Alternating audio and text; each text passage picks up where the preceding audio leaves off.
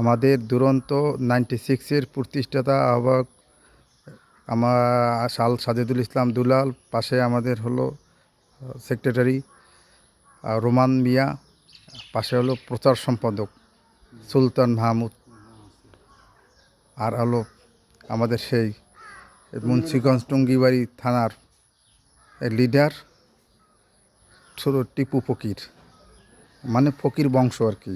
আমরা আবার ফকির অন্যভাবে মনে করেন না, এরা ঐতিহ্য আর কি, ফকিরদের ঐতিহ্যটা শহীদ মিনার। আর এটা প্রাইমারি স্কুল, নাম হলো কাইস মালদা সরকারি প্রাথমিক বিদ্যালয়, এবং পিছনে একটা বিশাল পুকুর পাশে করের। এরা হলো পাশে, এখানে হলো এরা হলো ওই কর্নার নাকি আমাদের সেই আকাঙ্ক্ষিত ব্যক্তি আল সাজেদুল ইসলাম দুলালের শ্বশুর বাড়ি আর কি। ওই আম গাছ থেকে আম পেরেছিল, ভাবি লাইভ করেছিল, সেই আম গাছ আমরা দেখতে যাব আজকে। হ্যাঁ, আম গাছ দেখতে যাব, অপেক্ষায় আছি। ভিউয়ার্স, আমাদের সেই ভাবি, ওই যে আম গাছটা দেখা যাচ্ছে, ওই যে আম গাছটা, এই আম গাছের ডালে উঠে আম ফাটতো, আর এই পুকুরে শৈশবের দিন কাটছে। এই যে শান বাঁধানো যে পুকুর ঘাট দেখতেছেন, এখানে চণ্ডীদাসের মতন দুলাল 12 বছর বসি পাইছে। শুধু ওই পার থেকে ভাবি চোখ পড়ে কিনা 12 বছর পরে, তখন একদিন চণ্ডীদাসের মতন বসিতে একদিন খোট মারছে। তখন ভাবি একদিন জিজ্ঞাসা করলো, এই এখন দুলাল সেই ঘটনাটাই বলবে। আমরা যাচ্ছি দুলালের কাছে, সেই ঘটনাটাই শুনবো আজকে।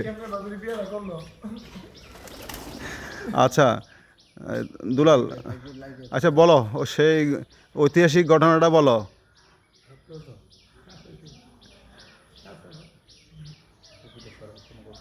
বলো সেই তুমি কিভাবে বাবির সাথে তোমার বিবাহের প্রথমে, মানে যে 12 বছর যে আমরা শুনলাম, 12 বছর নাকি তুমি এবারে বসি পাইছিলা শুধু বাবির দিকে তাকাইয়া 12 বছর পরে মানে কিভাবে বাবির সাথে তোমার প্রথম মোলাকাতটা হয়েছে একটু বলো।